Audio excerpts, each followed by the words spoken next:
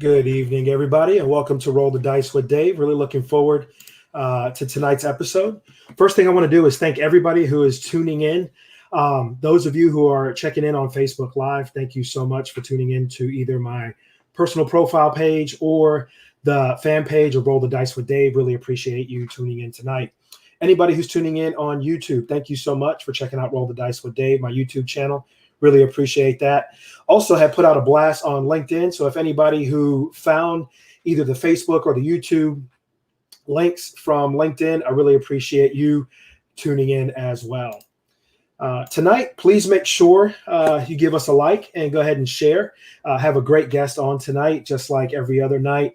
Really looking forward to the conversation this evening. I think it's a very important one that we need to have. So please Roll the Dice with Dave, and also share it so we can get those likes up. We can get more people involved in these important types of conversations. If you feel so inclined, please go ahead and hashtag Roll the Dice with Dave on either Facebook or YouTube. Also, go ahead, if you catch us on the replay, don't be afraid to use the hashtag replay. So this way I know that you caught us at a different time. I'd really appreciate that. It just helps me kind of gather all the information. And also anybody else who's looking at just checking out the show and trying to find information a little bit easier, they can find either one of the hashtags. Also want to wish everybody a happy, healthy, and safe Halloween coming up this weekend. I think it's pretty cool that Halloween is falling on a Saturday. It's unfortunate that in 2020, it is going to be a full moon and it is taking place during COVID. So please go out there, be happy, be healthy, and please be safe. Now, also in the essence of Halloween, don't forget this weekend we are falling back. So you get an extra hour of sleep, or you get an extra hour of just sitting around and maybe watching some horror movies. I am a big scary movie, horror movie type guy, which leads me to my next little tidbit of information. I don't know if any of you have checked out The Outsider on HBO. Great series. We just finished going through Hispanic Heritage Month, and this series will make you really think about Hispanic Heritage Month. It's got a great little twist to it on a little tale, something that I think you would all appreciate. So go ahead and check it out. It's only 9 episodes. So if you fall back, you get an extra hour. You should be able to catch all 9 before the end of Halloween. Worst case scenario, on a deal de los Muertos on November 1st. Also, The Mandalorian's coming back. I'm really excited about this. Super pumped. My family and I love watching Mando Season 1. Can't wait. And it's coming out in just a few days. So if you haven't checked it out, think about getting Disney Plus and checking out The Mandalorian. Also, November 3rd is right around the corner. Do not forget to make your voice heard and go out and vote if you haven't voted already. I know some states are still rocking the early voting, so please go out there and make your voice be heard and vote. If you're interested in having a certain topic discussed, hey, go ahead and shoot me an email at rollthedicewithdave@gmail.com. Also, let me know about a certain topic. I'm looking for guests for different shows, or if there's a topic and you don't want to be a guest, let me know. We'll go ahead and check it out, see if we can go ahead and get it on Roll the Dice with Dave. Also want to thank everybody that has been tuning in. I'm really excited about a lot of the interactions that have taken place, so I really appreciate everybody that has tuned into the show. Thank you so much.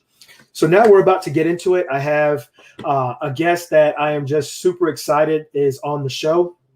Really looking forward to hearing everything he has to say on the 2 topics that we're going to be bringing up. So I am going to go ahead and bring on our guest. Erik, thank you so much for tuning in tonight. Really glad to have you on the show. Do you mind just introducing yourself a little bit to the guests just so they can get to know you and who you are? Sure. So my name's Erik Kneubuehl. I know the last name doesn't look like that, but it does Kneubuehl. I'm originally from the Bronx. Dave and I have that in common. I am now working at East Carolina University. I'm the Associate Vice Chancellor for Student Involvement and Leadership. We like long titles in higher education. But basically that means I'm over what I call the fun stuff in the Division of Student Affairs here, which is our 2 student centers, our recreation services, our Greek life, our student activities, our student government, all of our organizations, and all of our cultural centers all report through my part of the division. So it definitely is active and keeps me busy. To give a kind of a level, we're a 30,000 person research institution, as you well know, Dave. And the areas that fall under me are about 80 full-time staff, 720 700 plus student workers in a normal year, not a COVID year, and somewhere in the neighborhood of around $15 million in budget, at least so far. We'll see after COVID, but that is it's a large portfolio, but it's an awful lot of fun. Thank you so much for that introduction. And one of the cool things, we met. I was on the committee when you had applied for the job, so that's kind of when we first met, and it was so cool because I remember I was like, man, I really like this guy, and everybody goes, of course you're going to like this guy. You both went to University of South Carolina. You're both from New York. Of course you're going to like him. And then at the end of the day, after you got to ECU, everybody was like, man, we really like this guy. And I was like, I told you, New Yorkers and South Carolina Gamecocks, what's not to love, right? So, absolutely. And then we both shared the ECU connection, which was awesome. I think it was you that had recommended me for the leadership program right before I transitioned out. And that was one of the best experiences I have. So thank you so much for being on. One of the things that I want to get into before we start getting into just some of the meat and potatoes of what we're getting in today. Can you just tell me maybe who were some of your role models growing up? Yeah, it's funny. And this is before it was popular to say this, but my earliest role model, which got me into a couple of schools, we had to do some interviews sometimes in New York to get into some schools, was Alexander Hamilton, right? Because I always thought he was fascinating for somebody who stood up so much for his beliefs that he got killed for it, right? And now it's real popular to say that. So I think that's kind of cool. But honestly, I think when I look back, I was a product of a single mother, 8 generations in the Bronx. I'm the first generation to go to college. Not uncommon in a place like New York City where a lot of people take labor-based jobs. So my early childhood role models were good or bad, were people from the streets, right? People from the streets who are making it. Sometimes they were making it for reasons that we don't, but sometimes they were making it because they had managed to work their way up in the city, which is Manhattan, right? And get some good jobs and work their way into some leadership positions in some areas. But none of them were college grads because I just wasn't surrounded by that in my neighborhood. And I think later when I got to college, I found really quick that some of my biggest inspirations were people in roles that now I have occupied or have occupied. One of them was a guy named Carl Igems, who was our Dean of Students at Florida Atlantic University. That man was everywhere all the time, friendly, always seemed happy, and always had this big booming voice, like you could hear him coming, right? And everybody was like, oh my God, Dean Igems is so cool. It's like nobody rolled their eyes when they said Dean Igems was coming. And so these were some of my earliest memories of people that were college graduates that got in. And I think that kind of probably subconsciously started leading me into, hey, I like it so much in college, I should just stay in it for the rest of my life. So, and one of the things you mentioned was nobody rolled their eyes. I don't think I've ever mentioned your name to anybody at ECU and they've rolled their eyes. They're always like, oh man, I love that guy. He's so great. Even in the short time that we were there and overlapped, I mean, we only overlapped for a few months, but you were always well liked and well respected. So I think you're following in his footsteps. So that's awesome to hear. Well, it's great. Usually it's either they roll the eyes or they spit on they're either excited to hear him come, spit on the ground saying, oh, we don't want him in that room. No, I haven't heard that about you. So next quick question. 3 words people would use to describe you that know you. One is strategic. I am a big strategy person, whether it's playing a game, right? Or whether we're trying to line up things that are going to work for us and who we're going to talk to, working on development, fundraising, trying to strategize around an event, around budget, right? I am a strategy person. I enjoy the idea of trying to think 2, 3, 4 steps ahead and having a plan A, B, and C. So strategy doesn't always mean strategic thinker, right? Or strategic plan rather, but I'm interested in strategy. The other one is definitely that I'm a relationship person. I love relationships. I think relationships drive the world. And I think, the foundation of any relationship is trust. And I think when you have a relationship and it's built on that trust and respect, you can go really far, even when you disagree on something. And I think that served me well in my career. And the final thing is I feel very dirty for saying this because my mother would be laughing right now if she heard me say it, but I'm a detail person, right? Like I am nitpicky, all these details so much. And I can tell you, as recently as 6-7 years ago at my last job, I would not describe me as a detail person. So I've picked up that habit and kind of run with it. Cool. All right. Now, the one thing I would definitely use to describe you, and I'm just going to put one word, is dynamic. That's one thing I noticed you from the very beginning. Very dynamic. And I guess if I was going to use a second word, highly respected. I guess that's a couple of words there. Because every time I mention your name, be it students, staff, faculty, administrators, you always had a certain level of respect with them. And I always just thought that was something that was great. Like I said, we only overlapped for such a short period of time. Mm-hmm. And in such a short period of time, for you to have those kind of characteristics and how people described you, I just thought was great. So, well, Dave, you have to give respect to get respect. Right. So I think that's a key trait. So I do have a couple of surprise questions for you. And I had mentioned I was going to have a couple of surprise. So the first one is, what would you consider your most prized or treasured possession? So that is not difficult. Now, again, I will not say my wife or my son because they're not possession. So see, I can count that out so somebody listening can't say, well, doesn't he have a kid? No, it's possession, right? But my prized possession is a lithograph. So when I was at the Fashion Institute of Technology in New York City, I got the opportunity to bring in the winning architect that designed the Freedom Tower after 9/11. And I think especially for those of us that grew up in the city, those buildings mean a lot to us, and that event means a lot. We have millions of different ways that we've connected through friends and relatives through that event, right? It was a funny story. We brought him in for a lecture. He was fantastic. I'm Jewish, so he's Jewish, so that was cool too. And he came in for this lecture, and before the lecture, his agent sent us all these lithographs of different sketches, and one was literally just a pencil sketch that is essentially the Freedom Tower with the two big open holes that are fountains and everything, but really just a rough sketch of it.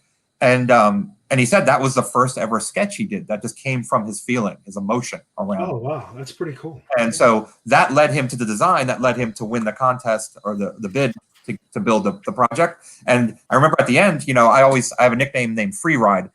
That's because if you don't ask, you never get, right? And so I ask a lot. And I do a lot too, right? And we were at the end of the event, and I was saying to his manager, "Thank you." I was standing there. I was like, "Hey, what are you going to do with the lithographs? Do you want me to destroy them, give them back to you?" And he goes, "No, it's too much of a pain in the butt to take them. You guys can hold on to them." And I actually looked around. I debated whether I was even going to ask him this because I didn't want to hear the no answer. But I said, "Hey, that his first sketch, would it be horrible if I kept that?" He goes, "No, go ahead." So I have that. That's awesome. Oh, that's so cool. And that's the only one of its kind. That's nothing that he advertised or put in a book or anything. It's just from his personal library of sketches. And that was his very first ever sketch of the Freedom Tower and the monuments. Man, that is a great story. Man, you're going to have to put that in your book when you write your book about yourself. So a second one, which technology or what type of technology do you wish existed? A really good one. I'm going to be selfish because in what are we counting down now? 7 days or 8 days in the election? I'm going to be selfish. Time travel.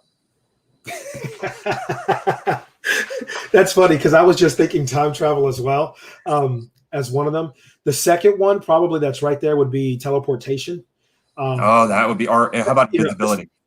That would even, yeah, if you could, like the Invisible Man, that latest movie where he put on that suit and it reflected the light. But I think about when I had young kids and the travel and going from different places. If I was able to tell a city when I visited my family, that would have been great because those rides sometimes, we'd be 10 minutes outside of Greenville and the kids are like, "Are we there yet? How much longer do we have to go?" So, yeah, no, and I like the idea of the time travel. I wouldn't go forward because I don't want to know the future because that scares me, right? But I want to go back to kind of just not necessarily to change anything because I like where I'm at, but to kind of better understand and be prepared for what's happening. Because I feel like, particularly recently, we've been blindsided by so much.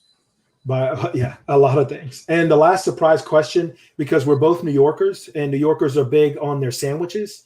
If there was a sandwich named after you, what would be on that sandwich, bro? So a sandwich named after me would have pastrami, some spicy mustard, some sweet pickles. That's where it gets a little different, right? Because the sweet pickles are not something you put on a pastrami sandwich from New York. Yeah, usually you do. That's right. Yeah. And I like them big, so I put that on a hoagie roll. I wasn't messing around with no rye bread and everything. I'd have that on a hoagie roll, but simple. Like, I just want some spicy deli mustard, some sweet pickles. I love the sweet pickles, like the bread and butter pickles and everything, and put on that piled high on a hoagie roll. Fantastic. You know, you should tell Mike Morgan, because Mike Morgan is there. You should tell him, hey, you need to make the Kneubuehl sandwich and sell it at the student union and sell it at the football games. I bet you it'd be a big seller. I bet you people would at least try it. They'd at least try it. They did that. We opened not Destination 360. We opened 1907, which was a burger place. And for 6 months of opening the building, they decided to name burgers after administrators. So they came to me and asked me for my burger, right? So what I do, I put pastrami and the pickles on the burger.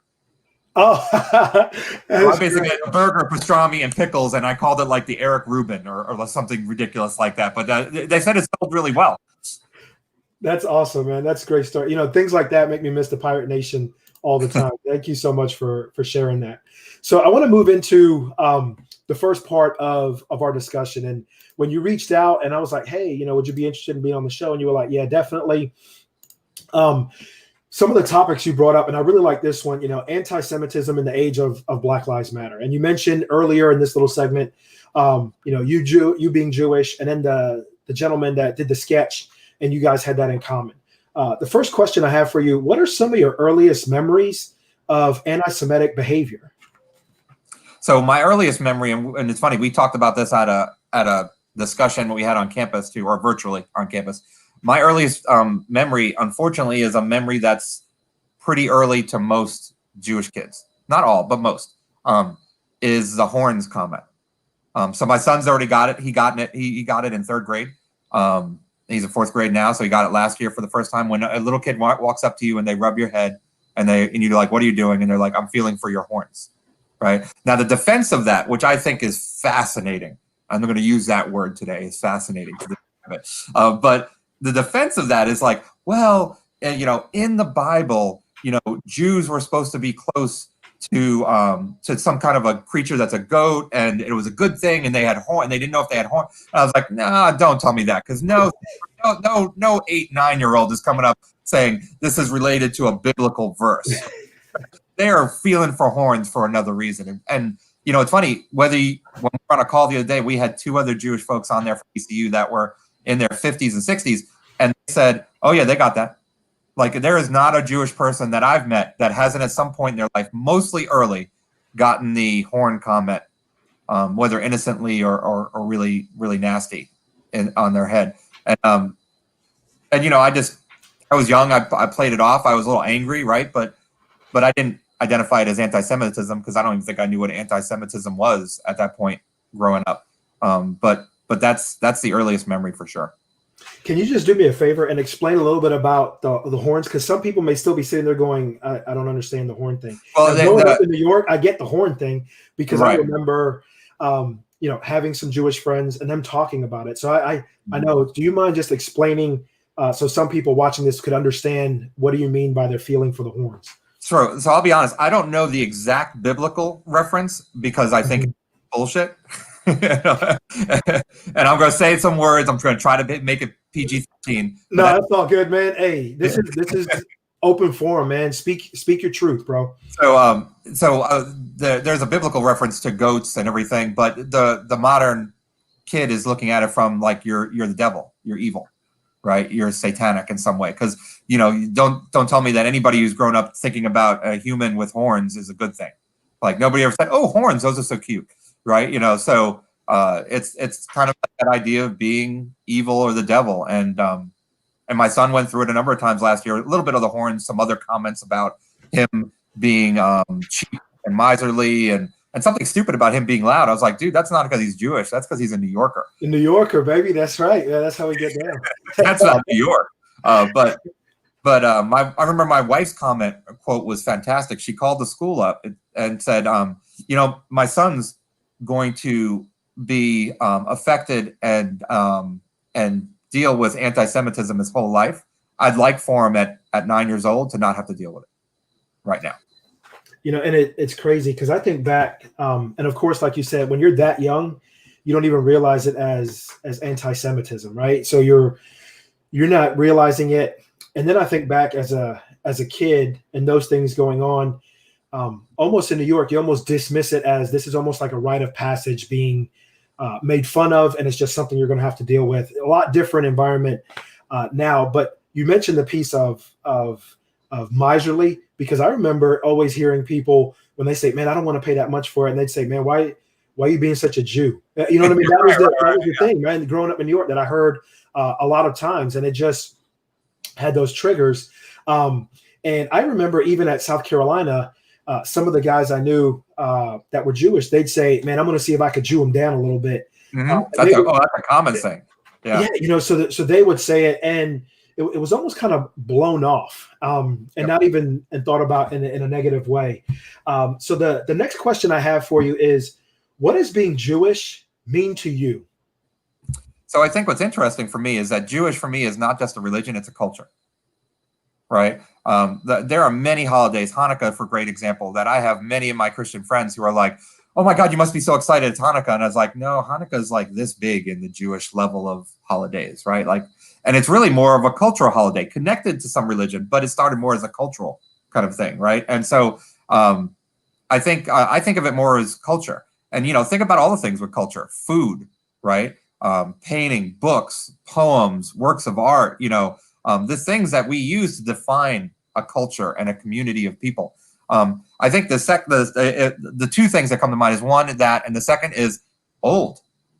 We're talking 5,000 years old. We're not talking like this happened a couple thousand years ago. This is an old religion. I'm not going to say the first, because there were other religions that were before, but of the major religions in the world, it was the first, right? And I think what's sad for me sometimes is you want to understand your religion, and there are so many people I come across, whether Muslim, whether Christian, who sometimes ask me that question of, well, you study from the Torah, right? What is the Torah? And I was like, dude, it's the Bible. like it's the same Bible you got. The thing you call New Testament, that's we're same book, same simpatico, right? And there's a little bit of not understanding that, right? Which is frustrating because, again, and this happens with a lot of cultures, a lot of religions, we're treated like a complete outsider, not realizing, even Islam, how closely connected we all are, right? Which is true to everything we talk about with race and hate. We have so much more that bind us together. We have grown out of each other than we do that separate us and that make us different. So that leads me to the next conversation. Thank you so much for sharing that, because I think a lot of people don't realize how close so many people that they surround themselves with are to really being almost the same. There may be just slight differences, but there's a lot of things that are same. Have you found that over time, and even moving into the current environment, that your sense of being Jewish has changed, or has it stayed the same? Has it gotten more intense, especially in the current environment where there's so many conversations of diversity, equity, inclusion, and specifically in the Black Lives Matter movement, because there's so much focus right now on Black Lives Mattering? Where do you feel you fall in the conversation with all of this going on? What's odd is that leaving New York and coming to Greenville, Carolina, we joke, but it's much harder to be Jewish here, right? Like you got to work at it a little bit. Like there's one synagogue, and if you like it, that's great. If you don't, you got to go to Raleigh, 2 hours away, right? And there's not a whole lot of Jewish things happening, right? And when you're in cities, even Raleigh, but especially in New York City, you're going to see things in stores around holidays and hear things and pass things. You don't see that here. So you really got to work at it a little bit. Especially that becomes really apparent when you have a kid, right? Who is coming home and talking a lot about what they're doing in school prayer and Christian traditions. You got to work a little bit at doing the Jewish traditions. I think particularly what I found within what I call the age of Black Lives Matter, because obviously this struggle for equality has been going on for decades.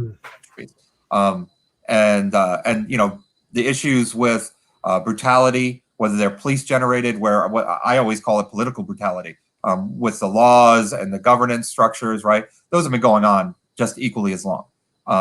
And I think when this summer happened with the murder of George Floyd, and I love the fact when people call it the death of, he didn't die, he got murdered. There's a big difference in that, right? Murder of George Floyd, you start thinking about, I think at least for me, I can only speak for me, as a Jewish man, I start thinking of, what can I do more? Like I still see myself as privileged, right? I'm a white male. I can hide my Judaism. I can just blend right in, and I'm part of the privileged group, right?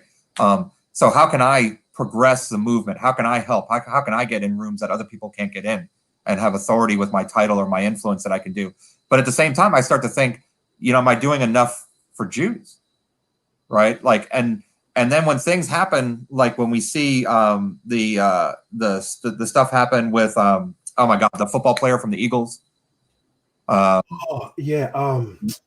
Gosh, I can't remember his name. God, he's so good too, right? Yeah. He's on the Pro Bowler, right? But when that happened, and then what's his name got booted from CBS, his podcast and everything.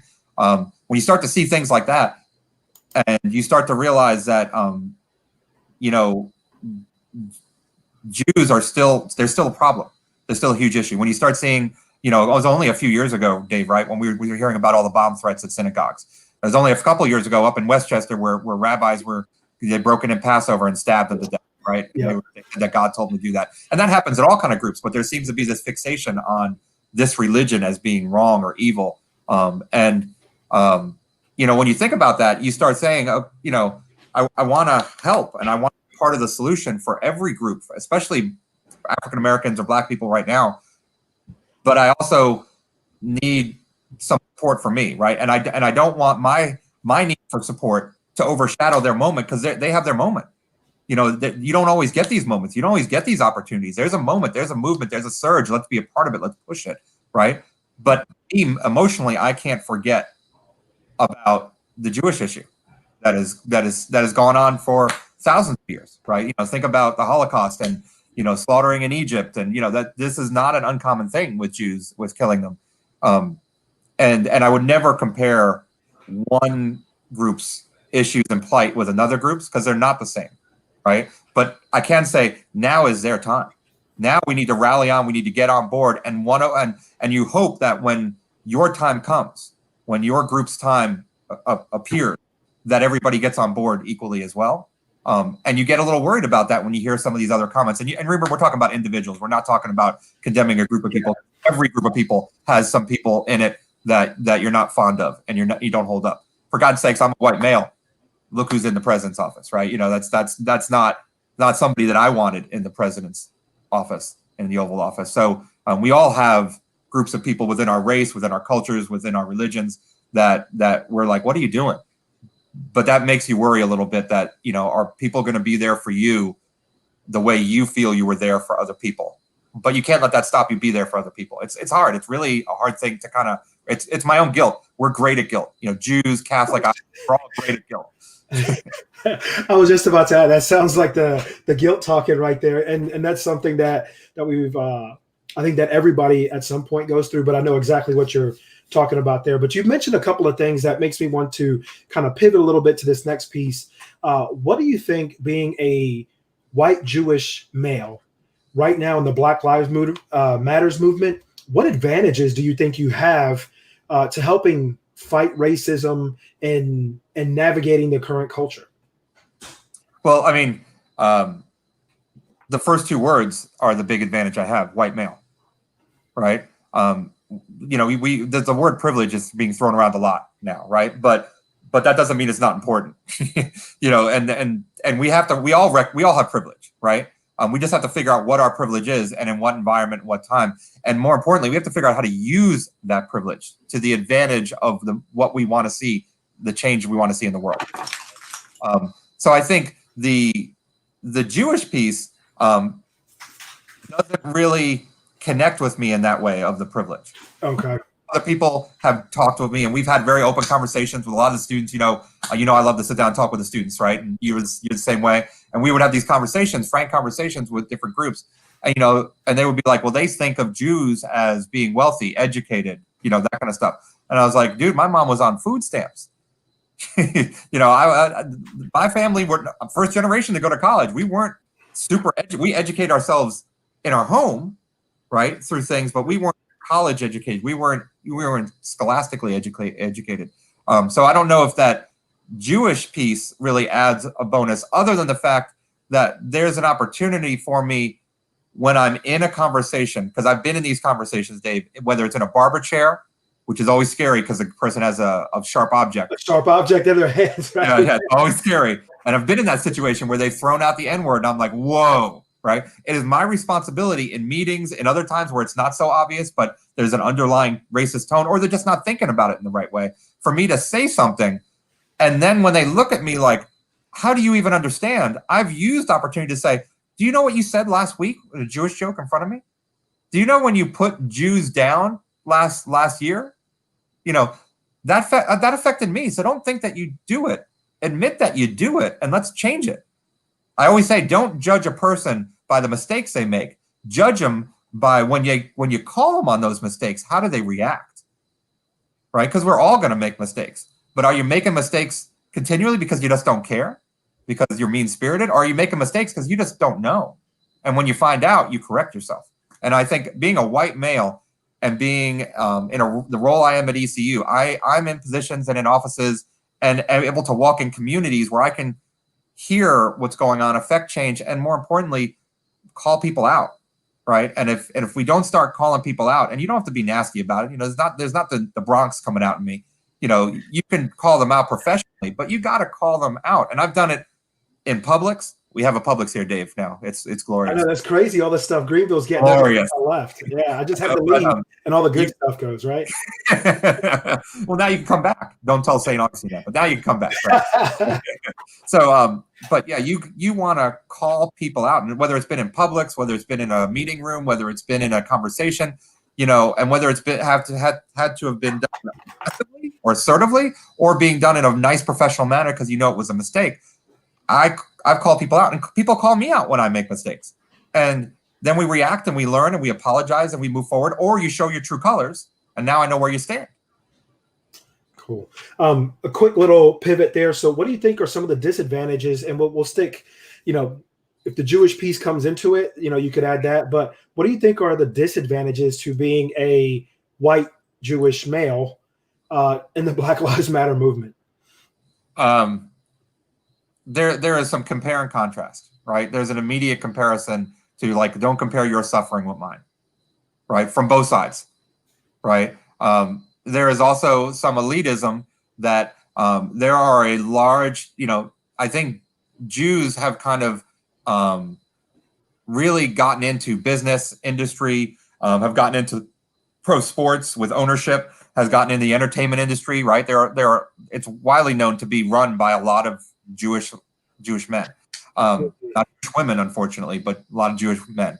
And sometimes they're part of the problem. I think that wealth corrupts, and you try not to let it corrupt you. Wealth and title and all that kind of stuff corrupts. And sometimes they're part of the problem. And I explain, and I think when I walk into meetings, sometimes I'm seen, and that's where you get it from Deshaun Jackson. See, I just remembered the name. Okay. And that's where you get a little bit of that, right? Where there's this opinion of, why haven't these people that are in positions of power and wealth and authority stepped up to help this other group, if you know what the suffering's like, right? And I think holding me accountable for what others have done that I've never met before, right, is a slippery slope. And I think, but it's easy to do, right? Because there is a certain percentage of Jewish ownership in the United States that owns a lot of the industries, and I think there are a lot of Jews that are doing a lot of great things, just like there are a lot of Christians that are doing a lot of great things. There are a lot of Muslims and there are some that are not, right? And I think, unfortunately, when you blend the misunderstanding or the fear or hatred, whatever it is, of the religion with now they're in a position of power and they have been for a while and they're not helping me, then I come in to say I want to help. and I can get labeled as, but you're one of them. Okay. One of them that are hurting me.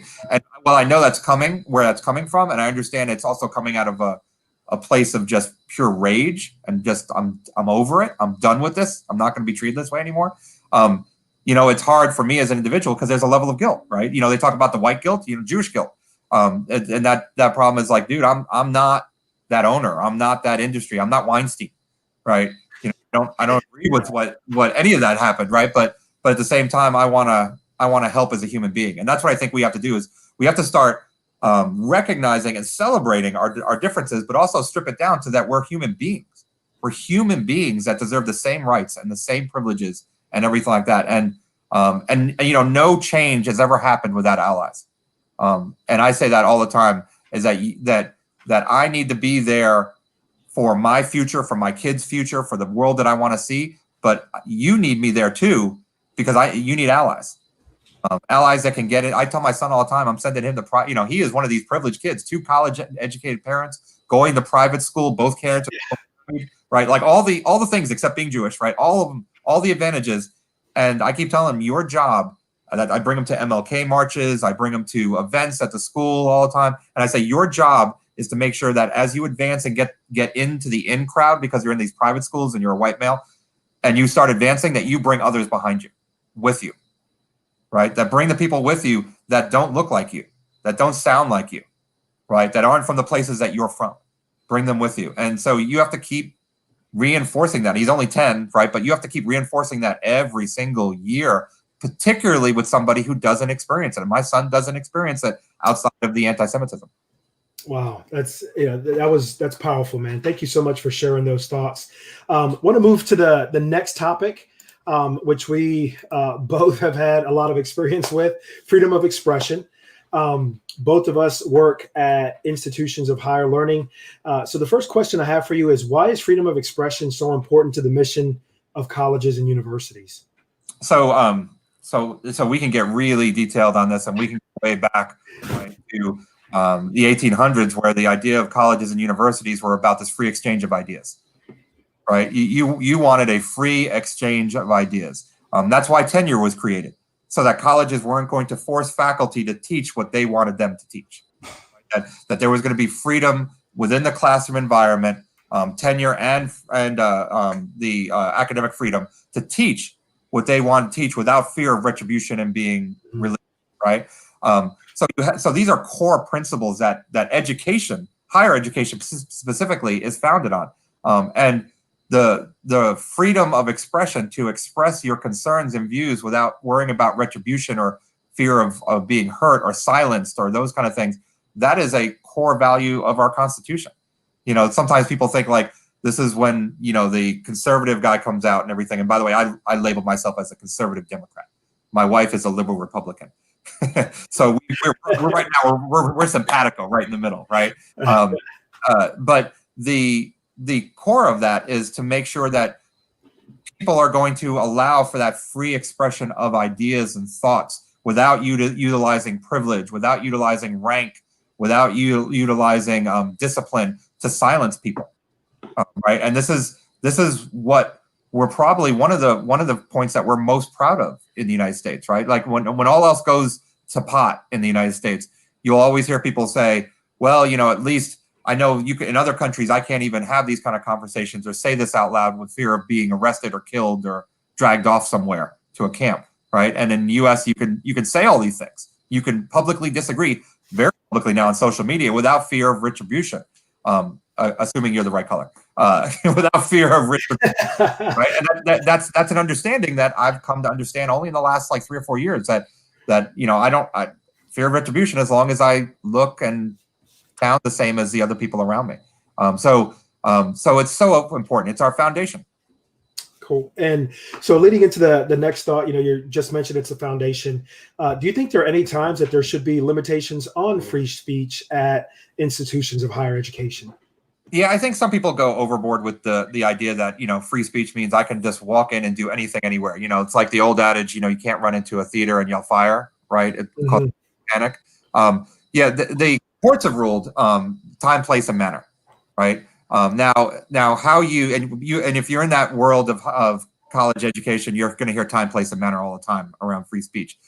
But the reality of it is that can still be used in a negative way, right, to control you and as an excuse, as well as being used in a positive way. And I think what we tell our students at ECU is that we are never going to control your speech. We're never going to stop your event from happening.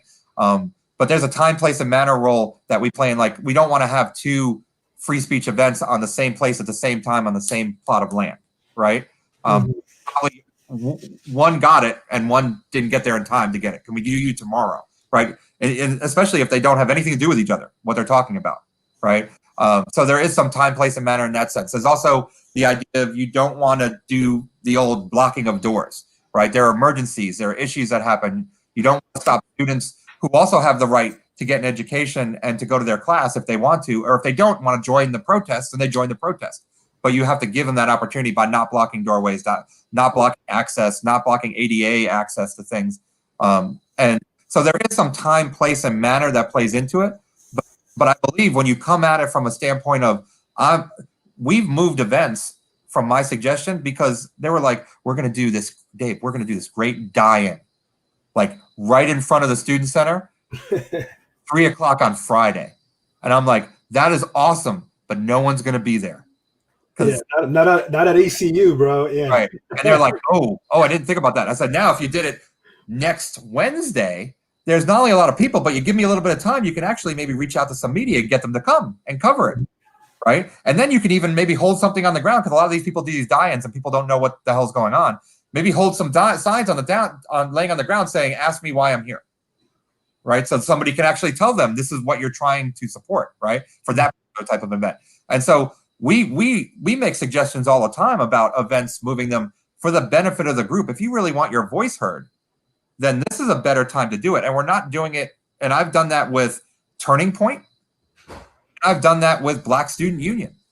So it's not about whether I believe in the issue. It's about, if you really want your voice to be heard, because what's the goal? You know, let's really focus, because so often adults too are so guilty of not focusing on what the real goal is. They're just going to jump into it, right? What's your real goal? And I want you to accomplish your goal, because if you accomplish your goal, you're going to see some movement, and then that's going to progress, and then you're going to leave the university and you're going to be really goal oriented, and you're going to make changes in the world, right? Not just be angry and vocal, right? Which is great, but that doesn't always push the change that you want to see. So I think that time, place, and manner can play a really positive role if you're talking about it in a good way. And then when you build that trust, remember, relationships, trust, you build that trust. I can walk into a room now with probably 99% of our students and say, hey, that's a great idea. Let's do that the next day. And I think we can do it better. And they're like, great. And they know it's not because I support their cause or don't support their cause. I'm trying to make sure that they're safe. Number one is always safety. And number two, that their voice is heard in terms of what their goal is and they're trying to accomplish, right? And I think then it gets out of this idea of just free expression. No, expression with a purpose. It's you're trying to change the world. You're trying to bring about positive change. We don't always agree what that positive change is, right? But you're trying to bring about positive change, and that's our leadership motto at ECU, is affecting positive change. Cool. So leading into, you talked about safety and positive change. How important do you think is allowing some civil discourse to the freedom of expression? So, we're trying hard at ECU for the last 4 or 5 years to teach civil discourse, because that's been lost. It's been lost by our leadership around the country. They don't know what civil means, let alone discourse. It really has turned into, while you're talking, I'm going to not listen to you and just try to make my argument in my head, so that when it's my turn to talk, I can talk over you or beat you, right? And I'm not even talking about the presidential debates, right? This is just what we're seeing constantly. And the idea behind civil discourse is not a debate. A debate is a winner-loser. Civil discourse is about sharing ideas and listening to the ideas and helping them to inform you, that maybe they inform your point and make your point even more true than it was before, but maybe it tweaks your point a little bit, or you get to see something from a different point of view and a different side, right? And so we try heavily to teach civil discourse. And I think when you talk about freedom of expression, there is civil discourse. Whether there's counter protests that can be civil, believe it or not. There are counter protests that can be civil, as well as other types of things. I think that concept of civil discourse is something that we need to focus on more, that unfortunately we're not seeing a lot of our leaders focus on. Because that when you're focusing on civil discourse, you're trying to focus on solutions, you're trying to get to a mutual point, you're trying to advance a conversation, you're not trying to win. So while we're waiting for Erik to reconnect, if anybody has any comments or anything they want to add to the conversation regarding, here he comes back, dude. I don't know what happened. It just kind of stopped for a second. So I was going live. I know. Well, that's what everybody was saying. They were like, we can still hear him and still see him. And it's crazy because like I couldn't see myself on there. So I'm asking my wife, I'm like, hey, can you see what's going on? She's like, yeah, Erik's still talking. Okay. So I'm not sure exactly where you got cut off. I know we were talking about civil discourse. So if you can kind of pick up back with there. Yeah, I think it's just, civil discourse is, it needs to be modeled behavior. It needs to be something that we're focused on getting to a mutual point or trying to advance a conversation. That doesn't mean we're going to agree and not debate. And I think too much of what we see nowadays is debate. I'm going to yell louder than you and I'm going to be more angry than you. A good example of how a protest can turn into civil discourse is when the new chancellor, new president of the UNC system at the time, Margaret Spellings, had taken over. And there was a lot of controversy over her being named the president of the system. We had our LGBT group came out and decided to protest her, do a silent protest with signs where she was coming to every campus and she was coming to ours. She came and she saw the protest and she went over to them and started talking to them. And they had an opportunity to address issues with her and everything. That's engaging in some civil discourse, right? Even though there was a protest and demonstration. The protest still got their point across. They were unhappy with her. They had some great signs, right? But she took herself to walk over there and say, I'm going to engage and talk to them about why they're upset with me, right? And they had some really good conversations about it. And I think, ironically, I don't think it has anything to do with that. She ended up being a fairly liberal president for our system compared to what we thought we were going to get. So much so that she got ran out. Wasn't conservative enough and everything. So I think that's really interesting that she was able to take that step. And I think that shows a lot in that it doesn't matter what political party you fall into. It doesn't matter if you label yourself as conservative or liberal. If you're willing to have a civil discussion or a dialogue with somebody, you can really advance some real meaningful conversation. And I think the more that happens, the more we're going to see our society improve instead of digress. So this leads me to the next question. What was his name? Was it Father Ross or Father John? The guy that used to show up at ECU? Yeah, I think it's Father John. But yeah, he goes all over the place. So my question is, how do you think educational institutions should handle outside entities that potentially agitate the climate and spread some controversial or hateful messages on their campus? So I think all educational institutions, if they haven't done so, need to develop some kind of free speech location. And let me be clear, the free speech location doesn't mean that everybody on the campus has to use that location, right? Free speech location is for off-campus folks who don't want to pay anything, who don't want to reserve, who don't want to go through a normal reservation process, who just want to show up. The reason why you want to do that is that you want to make sure that you have a location set so that, one, they're not coming on top of each other, right, in multiple places, but also a location set that you deal with it even from a safety standpoint, right, with police, and knowing what the location is, what the surrounding area is like. I think you have to allow for those free exchange of ideas. Free exchange of ideas never says anything about ideas you agree with, right? It never says a happy free exchange of ideas. I don't agree with anything that man says, right? But I'm not even 100% sure sometimes that he agrees with everything he says. He has a mission and a goal, and he's trying to accomplish that goal and trying to agitate people. And I think, that is an experience. That's something that will help to drive. The more experiences you can have, both in college and in life, that are enriching, that really have something happening, and they don't have to be the most positive experience in the world, but they have to be. They're going to give you something. They have to be enriching in some way, form, or fashion because you've learned from it, whether it's a mistake, whether it's a rhetoric or a speech that you didn't like, or whether it's something that you really agreed with or somebody you really wanted to go see. I always say, so often at our schools, we have great speakers come in that really talk on some heavy issues, and then they only preach to the choir, right? The people who go listen are the people who all agree. And I think you should be going to the ones you don't agree with, right? So that way you have real facts to deal with. they said this. I just didn't read it on the internet. I just didn't hear about it. They actually said this. And I got a chance to ask them a question. And I think that is where, again, that will lead to some change. We're not supposed to agree. We're all so different and have different beliefs and different backgrounds, right?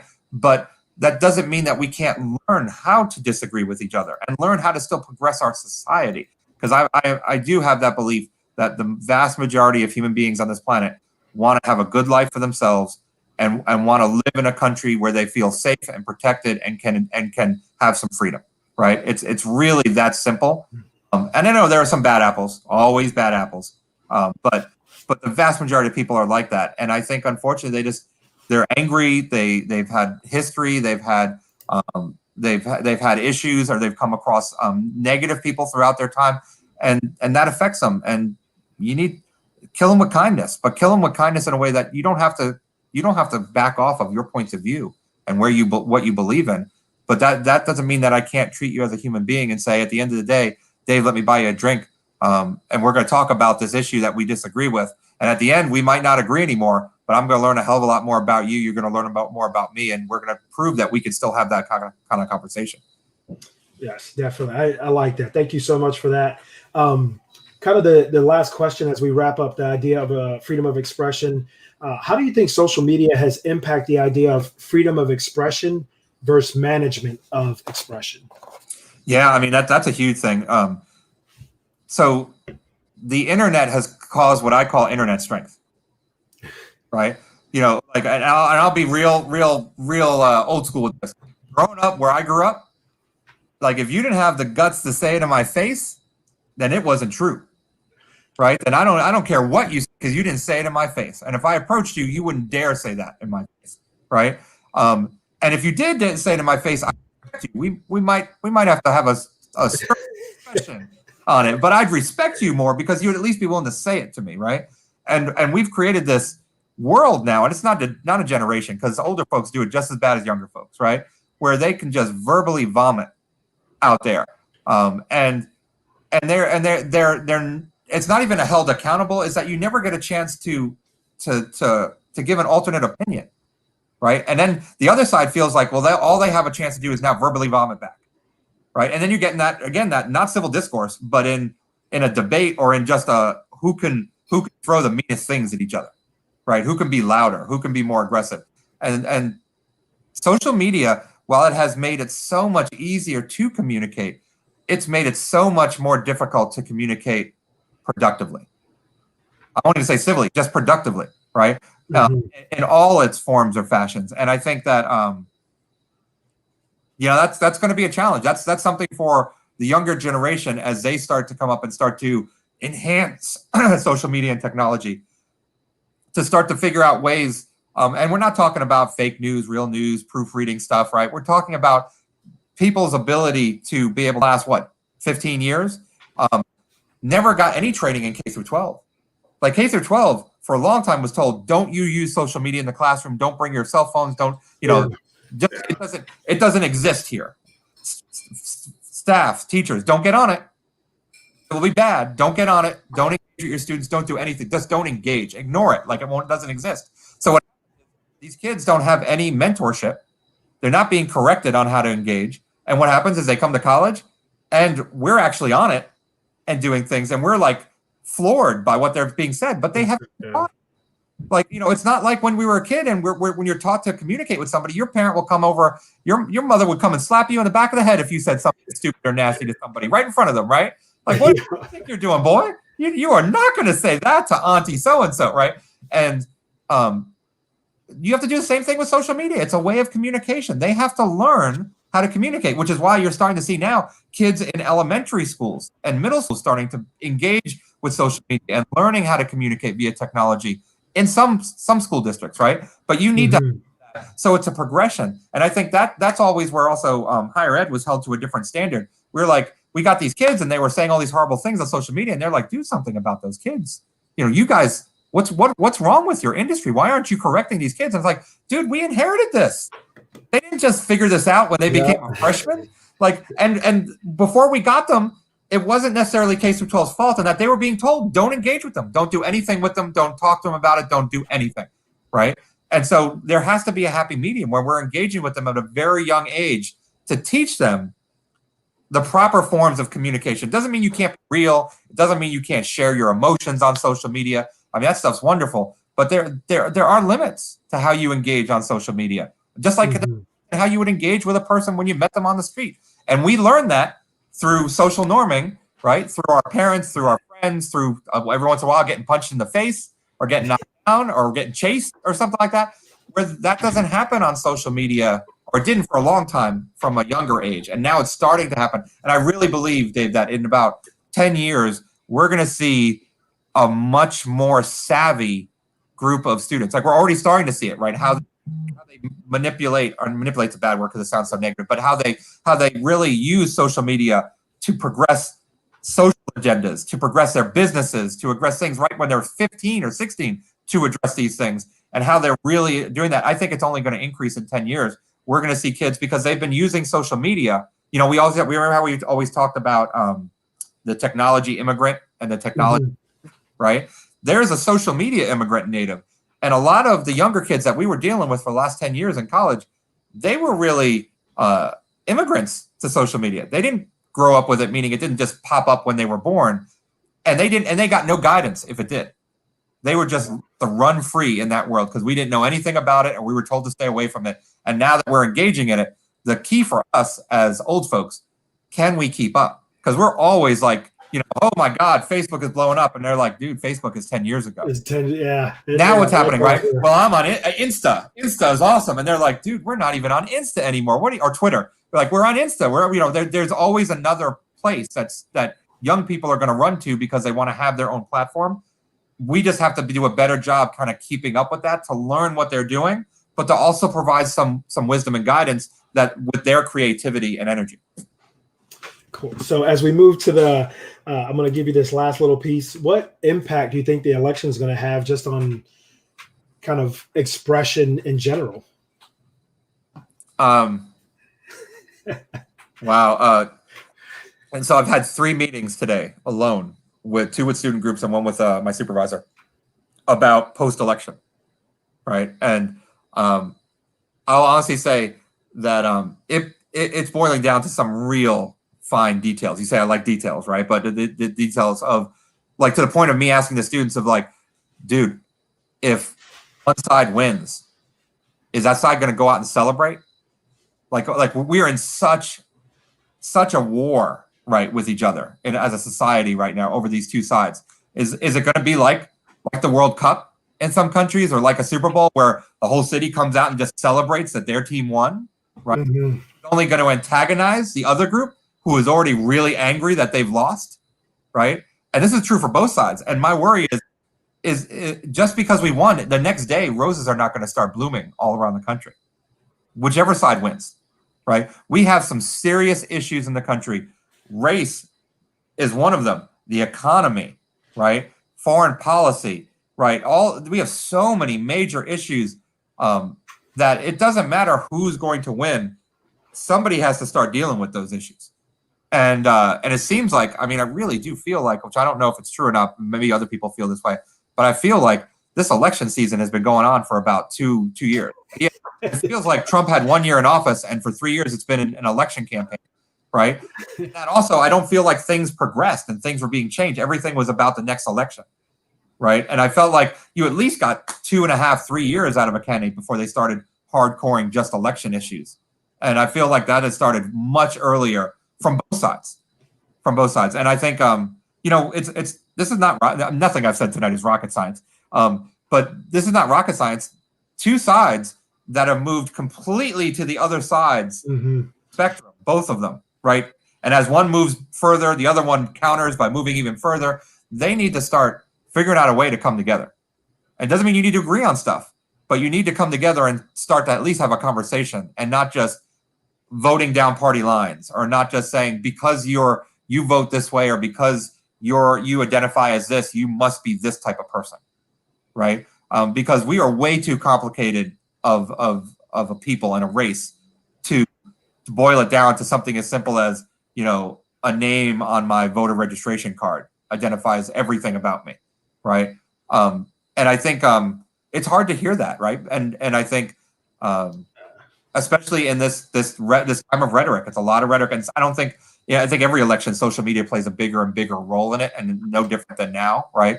Like we could definitely say Donald Trump has been the Twitter president. Nobody's used Twitter more than he has to issues, agenda, policy issues that were important to him, right? To really call out people. Like he is the social media president, right? And let's be honest, all those things we just talked about over the last 10 years that we've struggled with our freshmen and sophomores coming into college, with how they use social media and how they don't know how to, we're seeing that in our president, right? Because you can use social media to really advance things and really progress an agenda and do some great things with, if you use it in the correct way. Or you can use it to just throw dirt or to enrage the other side, right? It's a lot easier to throw dirt and enrage than it is to build and everything. So I'm really nervous about the immediate week following the election, all next week, and more because is one side going to over celebrate, which is going to tip the other side, again, moving to each of their corners, right? Is going to over celebrate, and then one side is going to completely then start to lash out because they're getting the celebration thrown in their face, right? Because every election I've been alive for, you wake up that Wednesday and you're like, oh, so and so won, so and so lost. You know, my guy won, my guy lost. I can say guy because it's only been guys, right?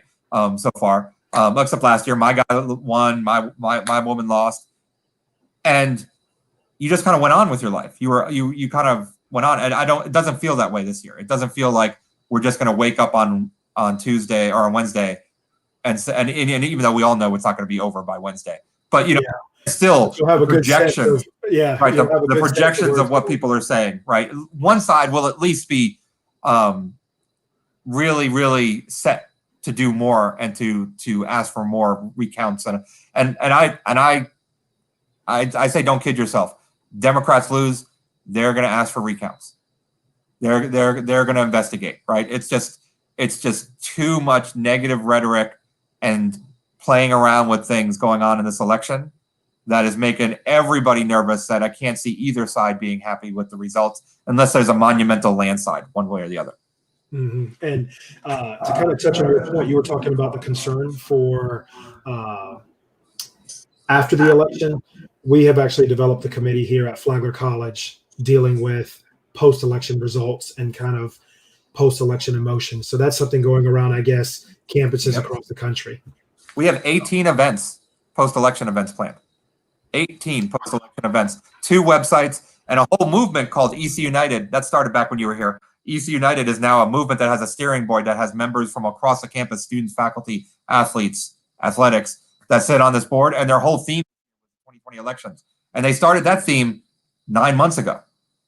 So we've been working toward this for 9 months, right? And so, because this is not, unless you've been living under a rock, this hasn't snuck up on anybody. And I think now that you're here, you can do all the preparation in the world, but I would tell your folks at Flagler that you got to be nimble. That's the number one thing, that you can try to predict what's going to happen, but I don't think anybody's going to predict it. Flexible with your budget, flexible with your ideas and plans and your resources, and be nimble to move quickly to support and help students that are feeling crushed or really separated or not valued from this election, regardless of what side wins. So as we wrap up, you want to give us your final thoughts on anti-Semitism and the Black Lives Movement, freedom of expression. Here's your chance to kind of take it away, Eric. So this is easy. So hate has no color, right? Hate has no boundary, right? And but I will say to all those that are not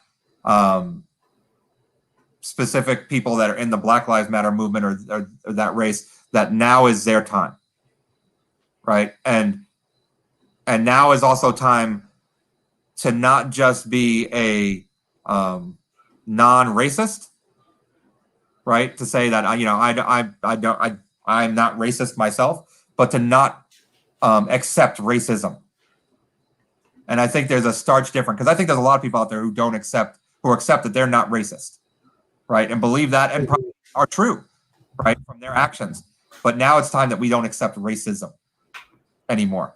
And the benefit of it is, and I have to remind myself for my community, is if we see progress, if we get change, if we can make this happen and really progress this movement to where we're seeing substantial change, policy change, societal change, it will bleed into other communities.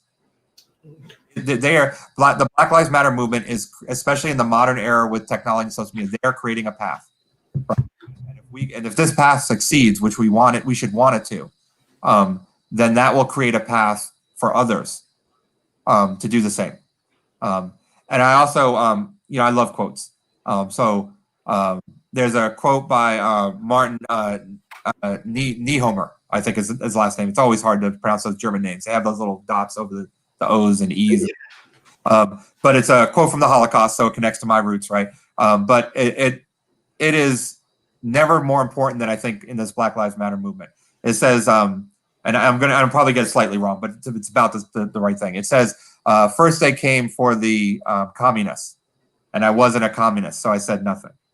Then they came for the socialists, and I wasn't a socialist, so I said nothing. Then they came for the trade unionists, and I wasn't a trade unionist, so I said nothing. Then they came for the Jews, and I wasn't a Jew, so I didn't say anything. Then they came for me, and there was no one left to say anything. Right? If we don't stand up for each other, understanding that now is their time, but their time equals all of our times.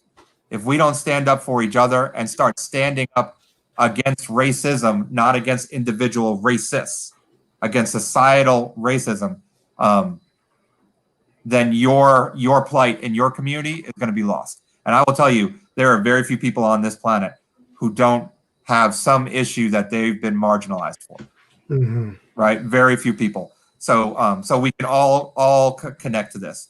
And I think about that quote. If I more than think about it, it's on my desk in a frame that I've had it there for about 20 years, because that tells me. And I met when I got a very special chance to meet Elie Wiesel a while ago when I worked at Virginia Tech. He was telling me that my wife and I should have a child, right? And we were saying, we don't know if we want to have a kid. And he goes, it's our obligation to bring more people into this world. And he said he used to believe after the Holocaust that he shouldn't have any children, because why would he want to bring children into such a horrible world that would do that? But he's learned that the only way that world is going to get better is to bring better people into that world. And it starts with our young people, right? And that's why I'm so blessed to be in education and to be able to work with young people every day who are energetic and passionate, including yourself. I'll call you young because I'll make you feel good. But I mean, it's an incredible field of people who are desperately trying to educate others and get them to think critically and be better people. I tell you what, thank you so much for those words. I really do appreciate it. And thank you so much for being on the show. I tell you, I've always admired you. I admire you now. Glad I got to know you. Glad I'm continuing to still know you. And thank you so much for your time, your talent. I know ECU is very lucky to have you there. Thank you. So I really do appreciate you, Erik. Thank you so much. And I'm looking forward to championing some of these issues with you in the future. No, this has been wonderful. Thank you. I also want to please tell Dr. Hardy I said hello next time you talk to her, and also Dr. Mitchelson. Both of them were very influential in my career as far as role models. I will never forget them. So next time you see them, just please tell them I said hello, and I think about them all the time. And I just hope that everything ends up balancing out for everybody, but especially at the Pirate Nation, because that place is near and dear to my heart. So please just pass along that message for me. I will. They'll be happy to hear from you. So I'm about to wrap things up. Let me go ahead and share this little screen right here. So there are a few shows that we do have coming up, and I decided to go ahead and put up a graphic. So next week, we're actually going to be doing live coverage during the election. I have Wayne Riggs, who is actually a historian from Flagler College, Tallahassee. And we're just going to sit and talk about what is actually taking place during the election. So if anybody wants to join, please feel free. On the 10th, we're going to have the Black Female Development Circle. And it is going to be a dynamic, amazing, inspirational panel of strong Black queens on that panel. I'm really excited that they're going to be on the show. On November 17th, we are going to be talking tasty Thanksgiving treats. Chef Jordan Walker of Livingstone College graduate from their hospitality and culinary arts program is going to be on the show with a couple of other chefs, just talking about different things that you can look at doing over Thanksgiving. One of the greatest experiences I ever had at ECU was being part of the leadership program. Day number 7 is a big part of that. So all the students where I was their faculty facilitator are going to be on the show. We're just going to be talking about different issues. I'll tell you, a great group of individuals. And then an episode that I'm really looking forward to is on December 1st. We're going to be getting into the Christmas season. So we're going to try and break down the best Christmas movies of all time. That should be an interesting debate between myself and Murph. I'm really looking forward to that. So with that one, if anybody's interested in hopping on the panel, please reach out.